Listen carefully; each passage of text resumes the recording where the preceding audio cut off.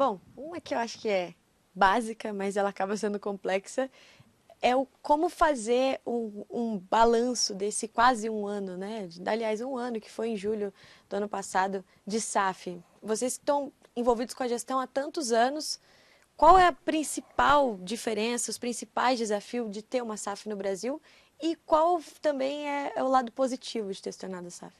Ô, Vitória, bom, a SAF no Brasil é muito tranquilo. A legislação que criou a SAF foi muito bem feita, né? Então ela nos dá as ferramentas necessárias, né? A gente sabe, esse trabalho é um trabalho mais longo, né?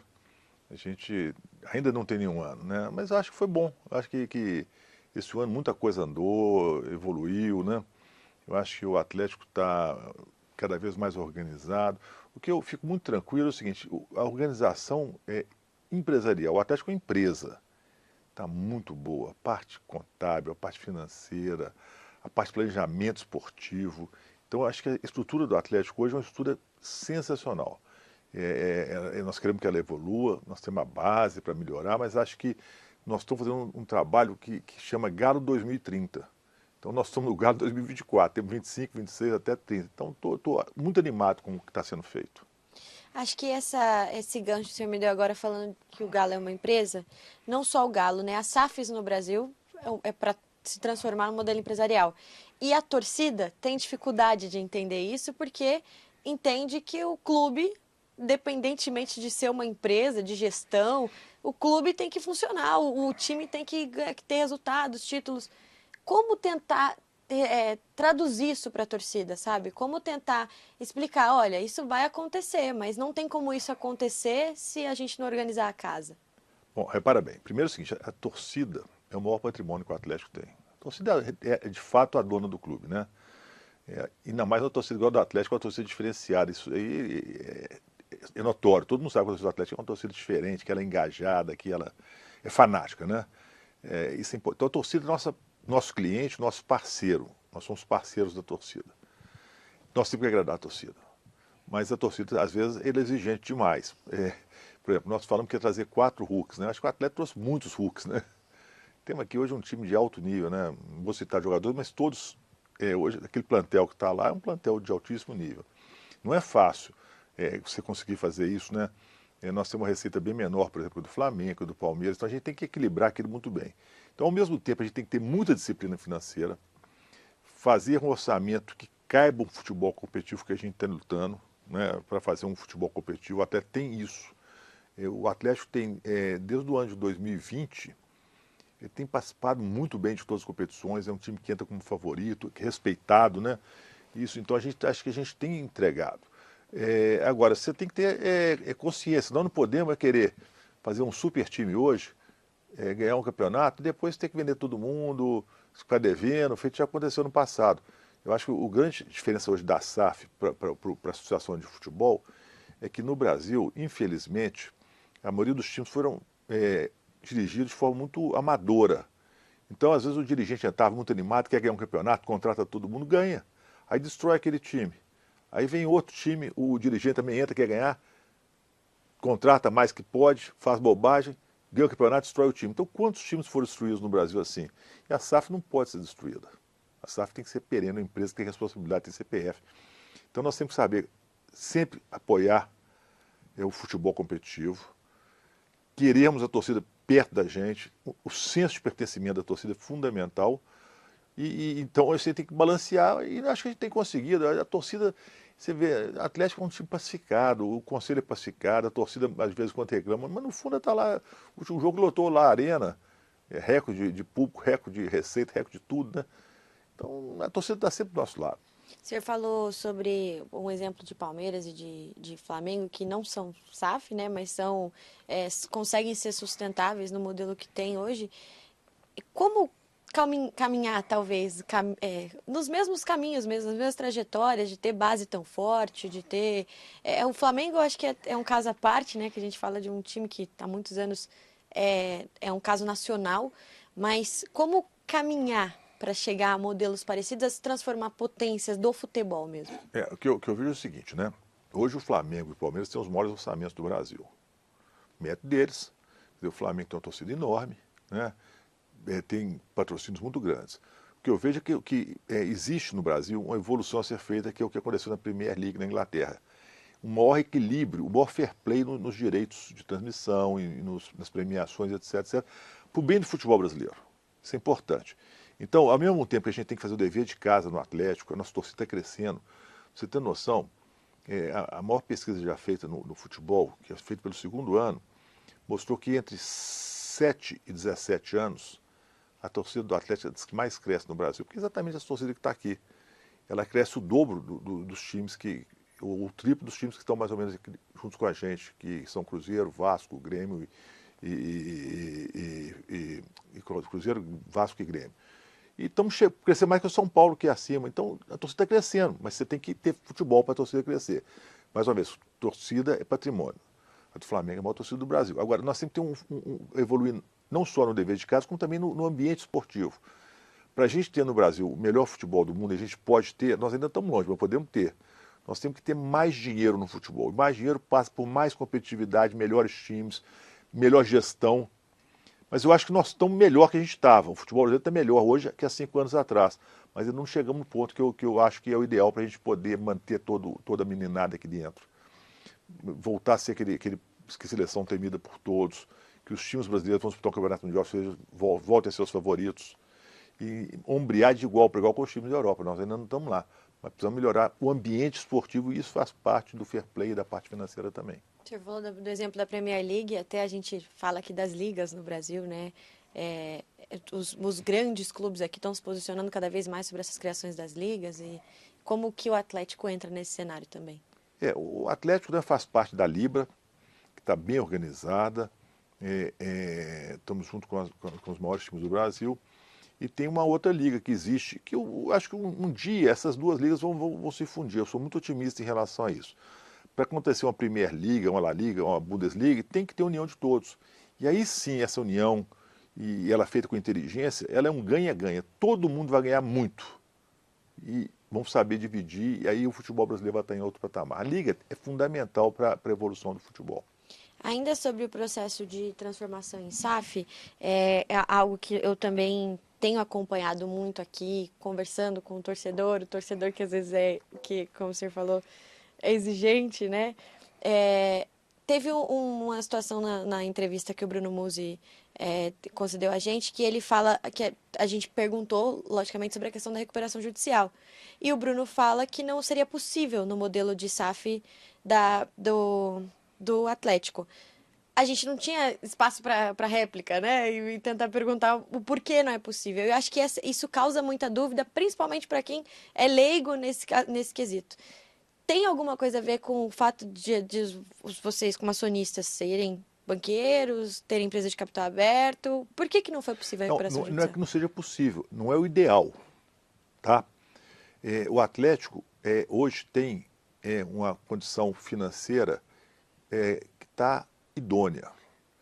A gente tem planos para o futuro de ter novos movimentos do mercado de capitais. E a gente tem um nome muito forte no mercado de capitais. A gente tem muito respeito. E se a gente começar a usar de artifícios que vão contra o mercado, uma recuperação judicial macula um pouco você. Quem que vai querer investir num grupo que acabou de pedir recuperação judicial? Não, você perde valor, macula a gestão. Então eu acho que hoje o Atlético tem um nome tão respeitado, de honrar todos os compromissos. Depois que nós entramos, não teve mais nenhum compromisso que não foi honrado, não teve taxa da FIFA que não foi paga, tudo está sendo pago. Não demos calote em ninguém. Então a hora que a gente for dar o novo passo que a gente pretende dar, isso já deixei claro várias vezes, nós temos aí um carimbo, uma chancela que vai fazer a diferença, vai valorizar o Atlético. Que você parte de uma desvalorização, que você parte de uma recuperação judicial, você tem um longo caminho a percorrer para ir ao mercado e você fica muito desvalorizado. É como se contaminasse. Contamina. Você pode ter certeza disso. Quer dizer, uma empresa que quer acessar o Atlético é uma empresa. O mercado de capitais ela tem que ser idônea. Então você não começa errado. Não começa errado um caminho que você vai dar no lugar errado. Começa certo, dentro das regras de mercado, honrando os compromissos. Então, quer dizer, é possível, mas não é o ideal. O ideal foi o caminho que a gente trilhou. Pelo menos a gente acredita nisso. Eu acho que é interessante falar sobre isso, porque às vezes fica difícil de traduzir. É quase que É quase que uma obrigação moral para o É, nome que o Atlético pode traduzir dessa forma? eu acho que sim. Repara bem, a gente tem hoje no Atlético muito respeito de todos, né?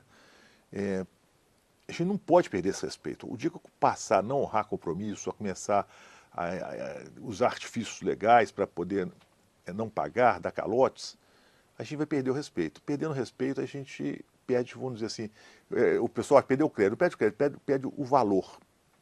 Isso para o futuro do Atlético seria muito ruim. Falando até, usando esse para falar sobre sustentabilidade, né? Hoje o Atlético tem a dívida na casa do 1 bilhão, e existem vencimentos até 2027, né? O senhor fala do Galo de 2030. Como, como que se mantém? Como que está funcionando essa saúde financeira do clube? Quais são as prioridades hoje?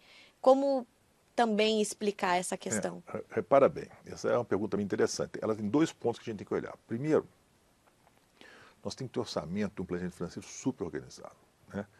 Então, o orçamento, às vezes, ele não dá 100% certo. Eu vou dar um exemplo. O orçamento desse ano de 24, a gente fez uma premissa de premiação que é muito importante. Então, por exemplo, na Copa Libertadores e na Copa do Brasil, a premissa nossa é que a gente chegaria às quartas de final. Desculpa, às oitavas. Nós estamos.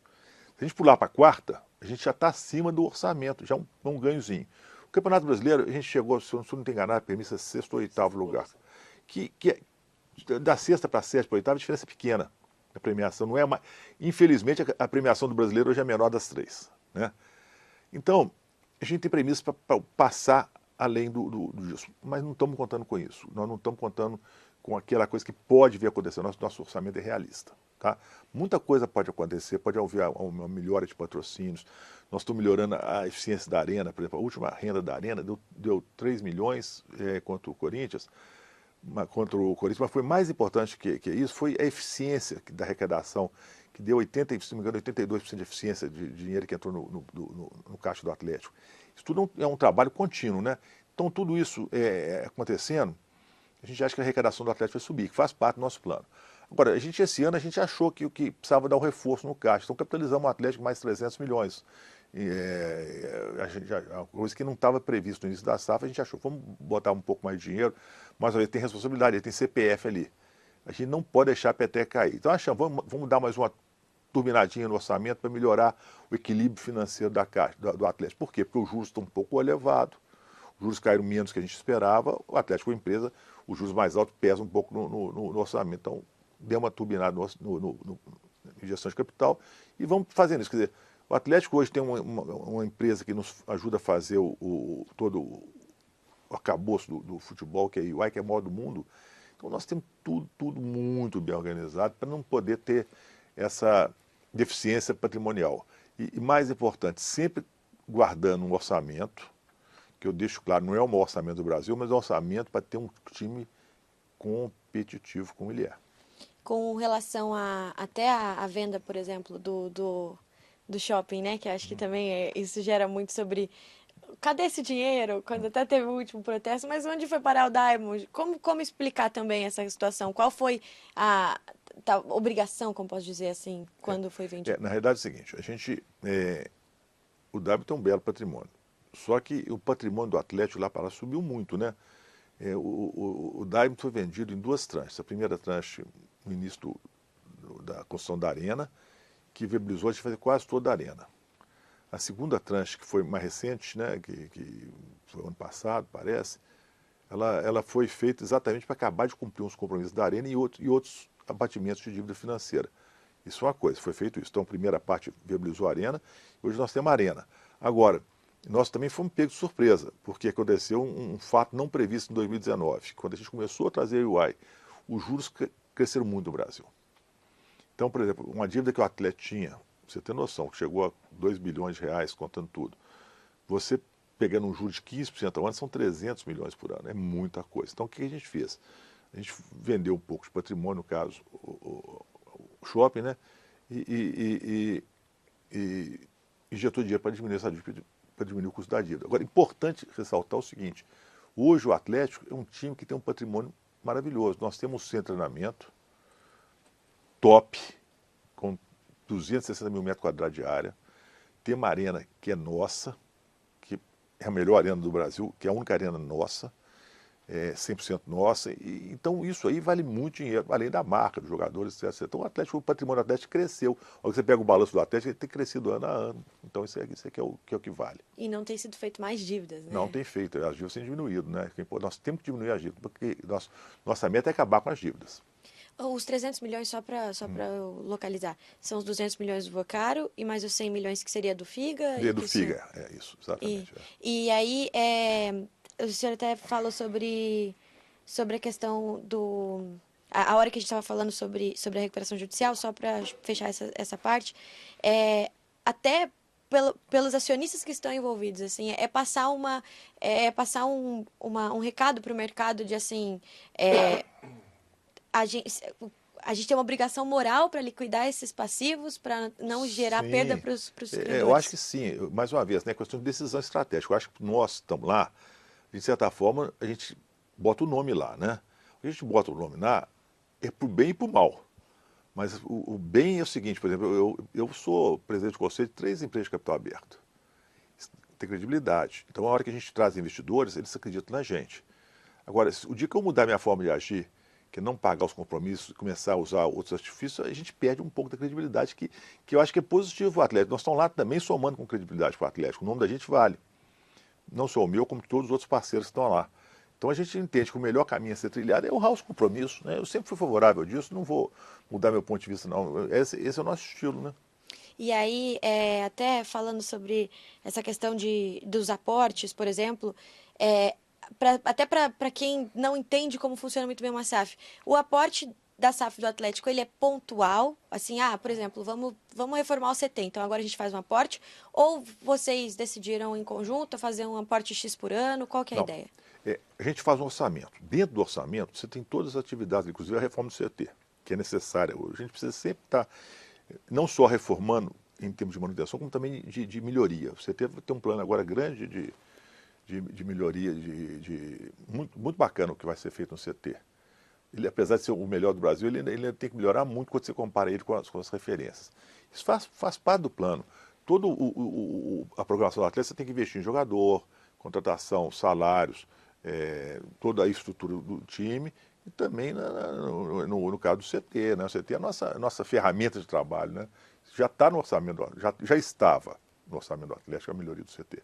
E aí, para o CT vai ser feito um novo aporte, provavelmente. Não, repara bem, ele está Já está no no orçamento. orçamento desse ano e no orçamento do ano que vem também.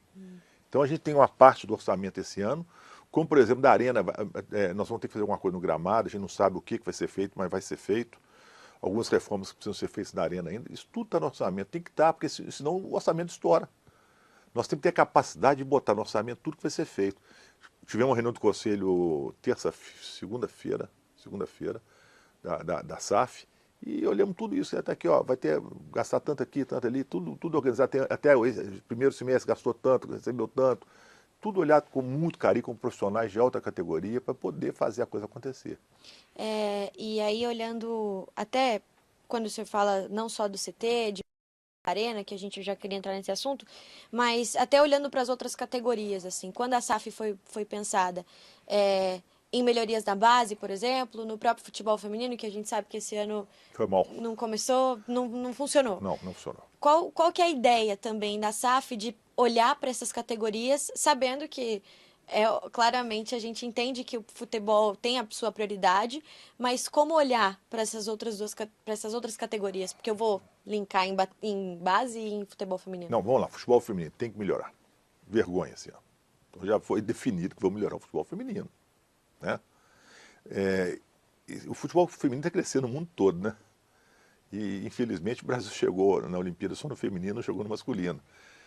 Perdemos hoje. Mas eu acho que o futebol feminino tem que ser resgatado. Ponto. Tá? Base. Base é fundamental. Faz parte de um dos 5 pilares de sustentabilidade do Atlético. Base. A base melhorou muito. Tem um bom orçamento já, a base. A Helena tem espaço para crescer. A gente fala muito de base, tem um time dedicado à base. Quer dizer, a base já está dando frutos, né? Já tem muitos jogadores da base que já estão aí jogando, né? Uma moçada grande esse ano. Esse ano nós batemos recorde, gente muito qualificada, gente que vai, grandes promessas, né?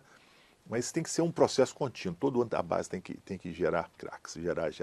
Então, é um processo que começa lá atrás, nos meninos, na seleção dos meninos, nas peneiras, na estrutura, projeto completo, e a gente tem que melhorar a base ainda bastante. O senhor consegue me pontuar, talvez, o que já melhorou na base? Assim? Sei Então, que são muitas coisas, mas, de repente, algo que tenha feito realmente a diferença? E no futebol feminino também, qual é a estratégia para tentar melhorar? não, vamos lá. Futebol feminino tem que fazer um novo planejamento.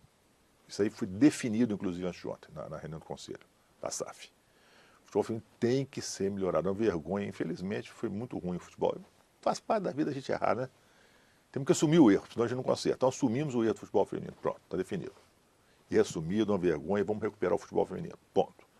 Vamos falar da base.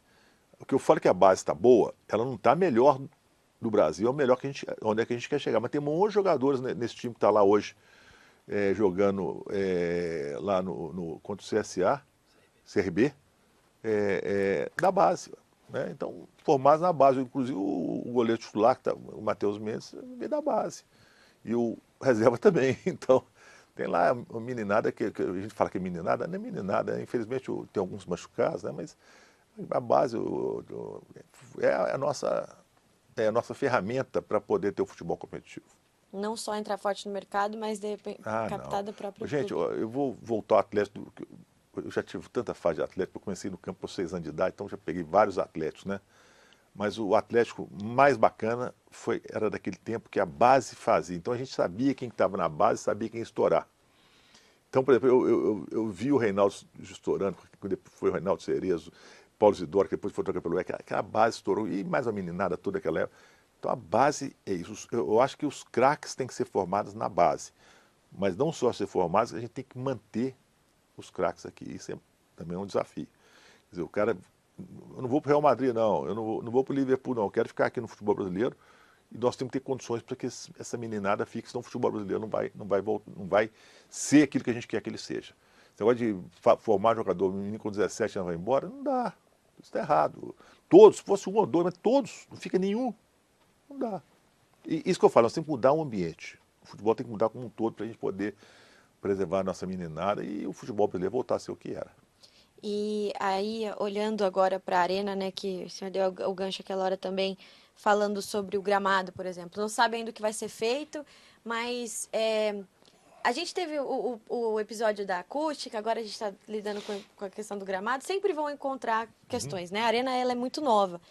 Mas o senhor acredita que teve algum erro na fase de construção, que não conseguiu se prever, por exemplo, essa questão do gramado, não conseguiu se prever essa questão da acústica? O senhor acredita que houve um erro? Não houve não.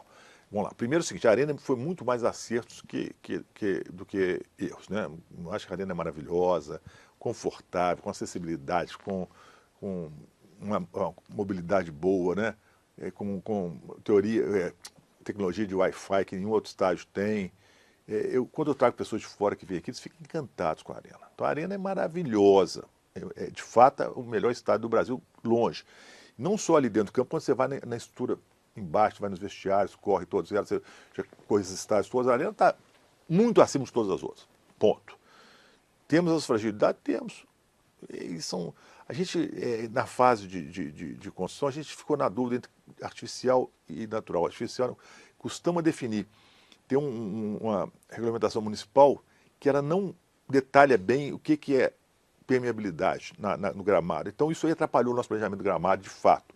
Então nós estamos refazendo todo esse planejamento e vamos definir isso até o fim do ano, o que a gente vai fazer com o gramado ano que vem. Mas a gente tem certeza que o ano que vem vai ter um gramado melhor do que esse ano, às vezes ele deixa um pouco a desejar. Por exemplo, um dos problemas que foi comentado é que pode ser a falta de luz. Também. Você vê, a gente tem uma iluminação artificial lá que funciona às vezes 18 horas num dia para superar essa dificuldade de luz. Mesmo assim, o gramado ainda às vezes tem uma falha. Tem grama de inverno, a grama de inverno não pegou bem. Tem uma série de detalhes técnicos, mas nós temos que tomar uma decisão agora que seja definitiva. E vão investir nisso. Está previsto, inclusive, no orçamento para que em 2025 a gente tenha um gramado melhor. Mas, voltando, a acústica também não é melhor, mas melhorou demais. A torcida está aprendendo ali a cantar ali. Mas eu acho que a arena tem tanta coisa boa, que a gente for... Aquele negócio do cara que ganhou bicicletinha, né? Ficou reclamando que vai quebrar o braço. Não. A arena é maravilhosa, a gente tem que ver e valorizar. O mineiro, às vezes, tem um defeito de não valorizar as coisas que a gente tem. Nós temos que ter orgulho de falar, a Arena do Galo, a Arena MRV, é a melhor arena de futebol do Brasil. E não ficar falando, a acústica é ruim, a acústica é ruim. Não, é melhor. Eu já fui em todos os estádios do Brasil, você também deve ter ido. Não tem nenhuma tão bonita, tão bacana igual a Arena MRV. A gente tem que ter muito orgulho disso. Só fazer um adendo, se o senhor me permitir, eu acho que a acústica incomodou muito, porque aquela sensação, eu ouvi um torcedor falar assim, parece que a gente grita e não sai, né? Quando eu perguntei do erro, era mais a questão de quando ela foi planejada mesmo, sabe? Se isso não era algo que podia se prever. Eu não tenho técnico suficiente para dizer se é algo que pode se prever ou não, mas se é alguma coisa, se houve um cálculo. Não, o que aconteceu foi o seguinte, quando foi licenciada a Arena, nós tivemos uma série de problemas de licenciamento. Cada dia é uma coisa nova, você sabe, isso é famoso. Um dos requisitos foi que a Arena tivesse uma câmara acústica que não passasse mais que tantos decibéis para fora da arena. E nós tínhamos que fazer uma cobertura que custou 20 milhões de reais, que é uma fortuna, para não incomodar o bairro. Não estou discutindo nem se é justo ou não, mas isso absorve o som. Isso não estava previsto, tivemos que fazer. Então foi uma coisa que aconteceu durante a construção que não estava no planejamento inicial. Entendi. E aí agora sobre o momento mesmo do Atlético, né? Esse ano teve o grande acerto do Gabriel Milito, que eu acho que não é um acerto só do torcedor do Atlético, o torcedor brasileiro está gostando de assisti-lo aqui no Brasil. A vinda de reforços que chegaram agora, mas o senhor falou, por exemplo, a gente está trazendo os 4 Hulks. Eu não vou falar que estamos trazendo 4 Hulks, não vou citar, mas estamos trazendo mais que 4. Então, nessa janela ainda vai chegar, tem ideia de chegar mais gente para essa janela? Não, acredito que não. Acho que dificilmente, nunca não. Eu diria que dificilmente, né? Mas acho que o time hoje está com um plantel assim, bem organizado, com reposição. Nós vamos disputar agora, se tudo der certo, 3 campeonatos difíceis: o Campeonato Brasileiro, Campeonato Libertadores e Copa do Brasil, né? Então, por exemplo, você vê hoje, né? Você tem opções ali muito interessantes de escalar o time, quem faz o seu Milito, né? Eu está fazendo um belo trabalho, né? Mas essas posições hoje, nós demos azar. Primeiro, os reforços não tinham chegado por causa da janela. Depois machucou, nunca antes na história esse país tinha machucado tanto jogador junto igual machucou nesse mês de maio e junho. E depois tinha os jogadores convocados para a Copa América, né? Então nós ficamos desfalcados, uma loucura. Tinha um dia que tinha 14 jogadores para jogar. Agora não, agora que você olha lá para o campo, apesar de ainda ter alguns desfalques, né? Você vê, o Milito pode escolher esse ou esse. Eu mesmo fico em dúvida, quem que eu escolher, quem que eu colocaria. Eu, sinceramente, eu sempre gostei de palpitar, falar o time que eu queria que jogasse. Eu tenho dúvida como é que eu escalaria o time do Atlético hoje. Ou seja, tem várias opções para depender do jogo que vai jogar. E o Milito nunca fala, danado nunca fala o que ele está pensando. Mas eu acho que ele está certo. O senhor falou Não pode conectar. dessa fase que perdeu todo mundo, né? Aí muito se falou se faltou planejamento. Como é que foi nessa fase, assim, de você perguntar em reunião mesmo, quando vocês se juntaram e falaram, gente, tá dando tudo errado? O que aconteceu? Aconteceu aquilo que eu falo, que é uma tempestade perfeita que ninguém previa que acontecesse, né, gente? Eu nunca vi uma bruxa solta igual foi no Atlético. A gente fica muito orgulhoso dos nossos jogadores serem convocados. Mas foram convocados jogadores importantes para a Copa América, né? Então você pega a lateral esquerda, você tinha o Arana e o Rubens, por exemplo, que era o reserva imediato do Arana. O Rubens tem um problema sério de lesão e o Arana foi para a Copa América. Ficamos sem ninguém ali. Aí você pega o meio, machucou o Otávio, machucou foi embora para a Copa América o Alan Franco, né? Franco. Então a gente ficou ali com aquela deficiência. E o ataque, o Vargas foi, aí machucou o Alisson, e foi machucando, e o próprio cartão. Então foi um caos. Aquilo nunca vai. Eu acho que. Eu vou te contar, é difícil acontecer uma tempestade perfeita. Às vezes acontece, inundação 2 anos em seguida, né? Mas aquela foi demais. Então não foi planejamento. A gente não pode planejar o time para ter 40 jogadores, mas não tem jeito. Mesmo porque não funciona no dia a dia, né? Então nós temos um plantel ideal, mas deu muito azar. Acabou atrapalhando no Campeonato Brasileiro, né? Muito. Mas ainda segue muito vivo na Copa do Brasil e na dos Libertadores. E aí, assim, quando eu falo segue muito vivo, não que não esteja no Brasileiro, mas o senhor falou da questão de orçamento de metas do ano, que seria interessante terminar em sexto e tal, mas pensando em obsessão, assim, se pudesse ter um fim de ano perfeito.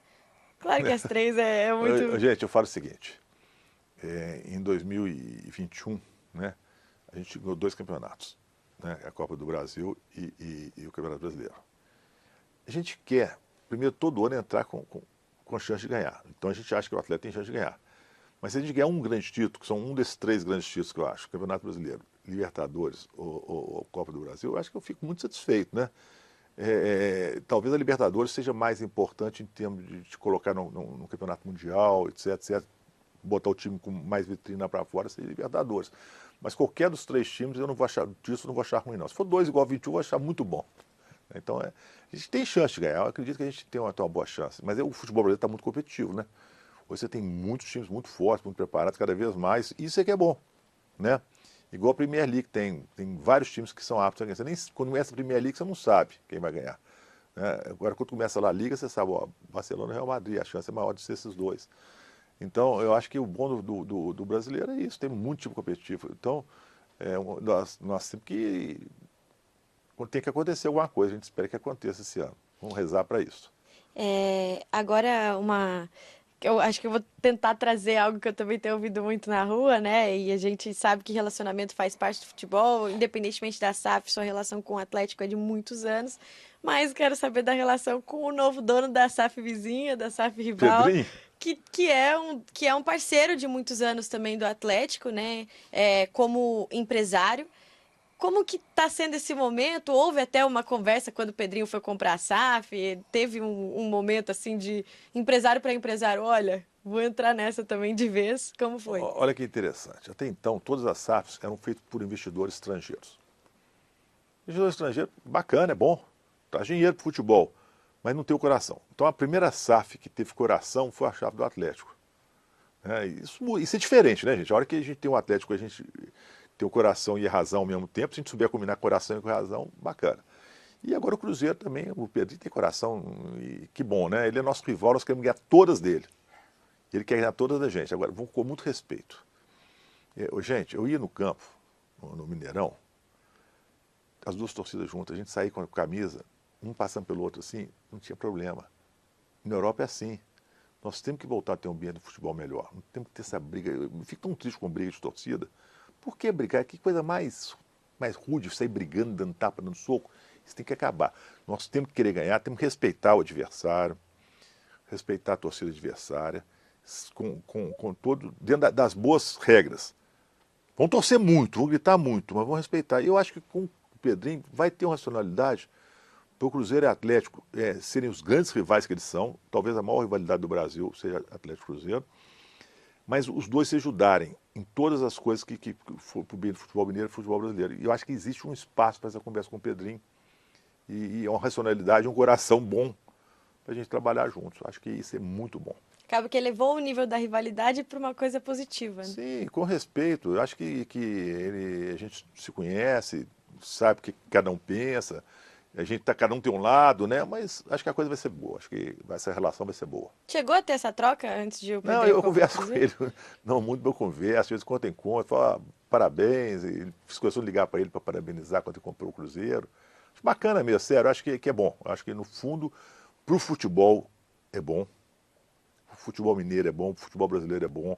Essa rivalidade Cruzeiro Atlético é excepcional. Isso movimenta a meninada, a moçada. Isso que faz futebol, a emoção, né? Isso faz parte. Então não vamos matar isso não, que a gente mata o futebol. E com essa rivalidade, não, mas com essa abertura, dá para sonhar com a torcida mista de novo, em breve, É assim? tudo que eu quero. Gente, qual que é a lógica de você ter um campo com torcida única? Isso é uma solução extrema, que não pode acontecer. Poxa, o estádio é bonito, as 2 torcidas gritando, uma torcida grita mais que a outra, né? Isso é que é um bonito futebol. Nós perdemos um pouco da beleza do futebol com a torcida única. É lógico que todo mundo quer, eu quero tudo para mim. Não, eu quero tudo para todos. Vamos ter a torcida dos 2 times, de forma civilizada, vamos aprender. Nós estamos na estaca 0, vamos pela estaca 1, 2, 3, até chegar no mundo ideal. E até me fez lembrar que a gente estava falando da arena, essa questão do gramado, se tudo der certo, vai consertar enquanto estiver fora. Isso. Mas se precisar jogar em outro lugar, Não, Mineirão descarta, não. não, gente, vamos Não lá. vai dar tempo, não vai precisar. Tudo pode acontecer, a gente pode ter que jogar fora, né? O ano passado teve aquele negócio do show que não estava previsto, que mudou o calendário, nós jogamos fora. Mas nós temos essa opção, se for necessário, tem o Mineirão, tem a Independência. Mas nós fizemos uma arena para a gente jogar. O número um, tanto é que a gente não está fazendo show para não estragar nós estamos deixando de arrecadar com shows previstos para não estragar o gramado. Vamos fazer o gramado para jogar lá, para melhorar o jogo, para melhorar o nível do futebol. Se jogar futebol num gramado ruim, não dá. Pegar um time do nível do Atlético para jogar num gramado ruim, tem que ter o melhor gramado possível sempre. Eu fui visitar alguns campos na Europa, nós visitamos muitos. Eles fazem a questão de ter um gramado perfeito, aquele gramado lisinho, perfeito. Nós temos que chegar nisso. Se a Como gente faz para chegar? Desculpa. Aqui, é muito dinheiro. Aqui, o investimento, por exemplo, vou dar um exemplo, o maior investimento que eu já vi até hoje foi do Manchester City. O que eles têm de investimento em tudo é uma loucura. Mas agora, por exemplo, o Real Madrid está fazendo no campo novo dele lá, né, em Madrid, o próprio Barcelona, os outros times que fizeram também na Inglaterra. Então, esses estádios são maravilhosos. A gente tem que chegar lá. Nós não estamos nesse padrão ainda não, mas nós vamos chegar lá. Dinheiro. É dinheiro. É dinheiro. Porque lá não tem nem o sol que a gente tem aqui. Não, é dinheiro. Gente, a infraestrutura, por exemplo, que o Manchester City, eu fui assim 2 dias lá, olhando tudo. É um negócio fantástico. Nós não temos esse orçamento dele. O orçamento dele é de 1,2 bilhão de libras por ano. Ou seja, ele é mais de 10 vezes maior que o do Atlético. Eu quero que um dia a gente se aproxime deles. É isso que a gente quer. Para a gente fechar essa questão da arena, o senhor falou de mobilidade, apesar de fato, a gente ver, o pessoal adotou a esplanada e tudo mais, acho que ainda está se fazendo até uma operação de trânsito para chegar lá na arena, né? Esse final de semana mesmo trocou de novo, trocaram os bloqueios. Isso não diz respeito ao Atlético? Como que funciona? Só para também traduzir essa questão. Não, essa é uma conversa boa, né? Você sabe da minha briga com esse negócio da mobilidade e das obras de trânsito que foram necessárias como contrapartidas, né? O estádio é uma máquina de fazer dinheiro para a cidade. Por exemplo, você foi no jogo do Corinthians, a quantidade de negócio que surge ali, inclusive gente fora que vem, fica no hotel, que vai no restaurante, que gasta na loja, né? O evento é fundamental para a economia da cidade. E Belo Horizonte, diferente de todas as outras cidades, em vez de nos ajudar a fazer o estádio, atrapalhou. Queria que a gente fizesse obra de mobilidade em lugares que não tem nada a ver com o estádio. Tá lá só pegar as contrapartidas, viaduto do céu onde, calçar tal bairro. Quer dizer, não tem a ver. O Rio, por exemplo, está ajudando os clubes a fazer. São Paulo ajudou. Por que Belo Horizonte quis atrapalhar? Curitiba ajudou. Ou não atrapalha ou ajuda. Eu acho que tem que ajudar. Então, nós estamos conversando com a prefeitura, o que é a prefeitura, o que o governo do estado acha que é de fato uma responsabilidade da prefeitura. Mobilidade não é responsabilidade do Atlético, não, é da prefeitura. Está tendo uma Olimpíada em Paris, você acha que alguém está preocupado? A cidade, o país está fazendo. A cidade tem que investir também. A gente paga os impostos, a população paga para ter diversão. Isso faz parte. Então, acho que houve um erro muito grande por parte da administração naquela época de querer prejudicar o Atlético fazendo uma contrapartida maluca. E acabou que não saindo. Nós temos que acertar. É uma das pendências. Eu acho que a hora que aquela malha viária ficar toda pronta, vai ficar muito boa. Tem um caso do metrô. Que é longe? Não, mas ele vai ficar bom, porque tem uma passarela prevista que sai ali da estação Eldorado, que ela vem pela Via Expressa e chega lá. Então vai ficar boa. 1 quilômetro. Mas é bom, né? Para metrô é bom, você não acha? 1 quilômetro para você ter um metrô de alta qualidade, acho que é bom. Tendo uma... Uma passarelazinha, né? Acho que é bom. Acho que a mobilidade, o planejamento final da mobilidade, ele vai ficar sensacional na hora que ficar tudo pronto. Tem prazo? Nós estamos exatamente conversando com todos os órgãos, né?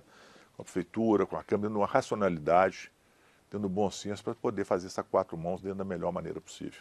Eu queria fechar essa parte de relacionamentos e até para a gente já encaminhar para o fim, para não tomar muito tempo. Mas a gente falou do relacionamento com o Pedrinho. Eu sei que o senhor já falou sobre isso algumas vezes, mas acho que tem até a relação com o Calil, que é algo que a gente viu que ficou estremecido, né? Enfim, principalmente quando se tornou SAF. Qual hoje o Atlético tem alguma relação com o Calil ainda? Como funciona? Para falar a verdade, não, sabe? O Calil é muito complicado. Ele, quando queria pedir as coisas pra gente, ele viu aquela cara toda humilde pedindo, né? Depois, quando ele estava por cima, ele vinha todo arrogante. Ele é um cara muito complexo, né? Personalidade complexa. Ele quer o Atlético para ele, para usar o Atlético para fins dele, eleitorais, para ser a vaidade dele. Ele, como o Atlético não está servindo a isso hoje, ele fica bravinho, fica ofendido e some. Ainda deixa ele sumir lá, porque ele já fez muita bagunça, deixa ele quietinho no canto dele lá, sem atrapalhar o Atlético, já atrapalhou muito recentemente. Deixa ele quietinho lá que tá bom desse jeito. Para a gente, então, tentar fechar como uma conclusão, assim, se fala em Atlético de 2030, a gente já tem a SAF concluída, já está funcionando, mas como equilibrar esse desejo do Atlético de hoje para transformar o Atlético na potência que pode ser em 2030?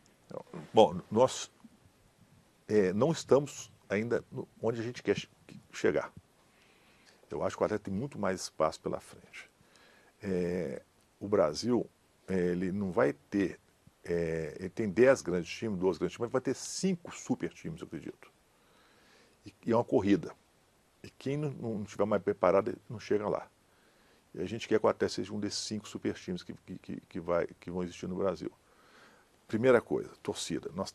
A torcida está entre as 5 que mais cresce. Isso é fundamental. Na hora que a gente pega a meninada, tudo galo. Né? Isso eu falo. Então vamos cuidar da torcida. Você tem que ter um time competitivo. Então você não pode deixar de entrar no campeonato sem ter um time forte. Porque senão, qual que é o nosso business? O nosso business é futebol. Se você está fazendo um ASAF, uma indústria de futebol, e não tiver um futebol competitivo, não tem sentido. Então temos que ter um time de futebol competitivo. Então isso vai criando um ambiente saudável, o que está acontecendo no Atlético há algum tempo. Temos que entrar tempo para ir cada vez tendo mais espaço. Melhoria de receita, melhoria de eficiência, melhoria de gestão. Tudo isso é um pacote de melhorias que cada ano a gente tem que estar melhor do que o outro ano. Acho que em 2024 a gente não está melhor que 23. Né? Às vezes você não entrega um resultado em campo. Nós estamos melhor, estamos mais organizados e acho que 25 vão estar mais que 24. Né? Você vê que interessante, né? O pessoal fala, o Atlético tem uma base que foi 20, 21, 22, 23 e 24. Mas a gente foi campeão em 21, mas com a base que veio de 20. Então, poucos times do Brasil conseguiram manter uma base igual o Atlético está mantendo.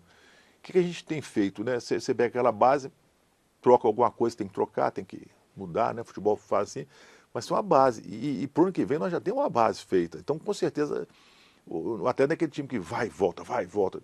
Estamos mantendo a base, conseguindo manter o nosso elenco, né? Isso é importante, você tem um planejamento, você faz, inclusive, do seu elenco. Então, quer dizer, já estão discutindo 26 hoje. Não, nós estamos no meio do ano desculpa, estamos discutindo 25. Nós estamos no meio do ano de 24 discutindo 25. Mas já vamos com a base. Então, isso é fundamental, né? A gente ter isso. Eu vou só aproveitar a oportunidade. A gente está falando da questão da base, até falando aquele momento de reforços, mas, por exemplo, teve a saída do Rodrigo Caetano, que era uma figura muito forte no futebol brasileiro, para o mercado. Hoje o executivo tá diferente com o Vitor, com a figura do Siga. O senhor acha que isso tem minimizado até os erros, talvez? Não, tá. Vamos lá. O Rodrigo Caetano é um cara que eu gosto muito dele. Tenho um respeito muito grande, é um profissional seríssimo, muito competente, foi muito importante para o Atlético. A gente tem que falar isso, né? O Atlético evoluiu muito. Por exemplo, o Siga é um negócio sensacional. Por exemplo, o Milito, o dia que viu, nós fomos lá na Argentina conversar com o Milito, ele viu o treinamento do Siga, ele não acreditou naquilo que tinha visto. O cara treina, puxa, que coisa maravilhosa. Então o Siga dá para o profissional do Atlético a capacidade de trabalho muito grande. O Vitor é um cara que veio do Atlético, dentro do Atlético, né, um ídolo da torcida, e que foi aprendendo, foi estudando. Ele estudou muito, o Vitor. Foi se preparando, aprendeu muito com o Caetano saiu, botamos o Vitor. Mas o Vitor é mais um ali, tem uma estrutura muito grande ali por trás daquilo que está lá, né? Ali é um todo, né? O que tem no back do Atlético são muitos profissionais, né? Então o Vitor é mais um belo profissional, um cara sério, mas trabalha em equipe. Então você falou, não só o Siga, como outros instrumentos que a gente tem de gestão, ajudam muito para ter um bom futebol, coisa que nunca existiu no futebol. Vou dar um exemplo do Lianco, né? Que veio. O Siga monitora, tinha todos os fatores, esse cara tem isso. Nós estamos precisando desse cara aqui por causa disso. Não é um cartola cheirar, esse cara é bom, esse cara é ruim, não. Técnico. Aí fica mais fácil para o cara trabalhar. Então foi mais fácil para o Vitor trabalhar. Ó, o Siga está botando esses caras aqui. Quem que trouxe o Lianco. Então, às vezes a gente pode errar no Siga, mas acerta muito mais do que erra. Você vê que as contratações do Atlético são muito assertivas, né? Você vê que a gente tem contratado muito bem, graças a Deus. Teve até essa comparação, né, no meio do ano, porque quando o Pedrinho compra a SAF e sai contratando todo mundo, e aí o Atlético não vai contratar, mas de fato conseguiu trazer os nomes que Não, estavam tava, precisando. isso, o pessoal quer antecipar a notícia. Você não pode antecipar, porque senão atrapalha tudo. Então você vê o que chegou agora nessa janela do Atlético, foi muito forte, né, gente? Mas tudo estava sendo trabalhado, tudo estava sendo estudado, tinha opção A, opção B, algumas foram mais difíceis, outras foram mais fáceis. Por exemplo, o Fausto lá com o Corinthians foi complicado, quase que demorou, mas veio um super atleta, que o menino gosta demais dele, o Siga deu um alto valor para o Fausto, mas quase que não veio. Então é um detalhe aqui, um detalhe. Futebol é difícil as negociações, né? Mas acabou que a gente teve sorte, conseguiu trazer todo mundo que a gente queria, né? Foi muito bom. O Siga acaba profissionalizando Ah, esse lado também. demais, você não imagina como é que o Siga ajuda. Demais da conta, mas demais mesmo. Você tem um elenco com todas essas características, disso, o Siga te dá tudo mastigado. Super bacana.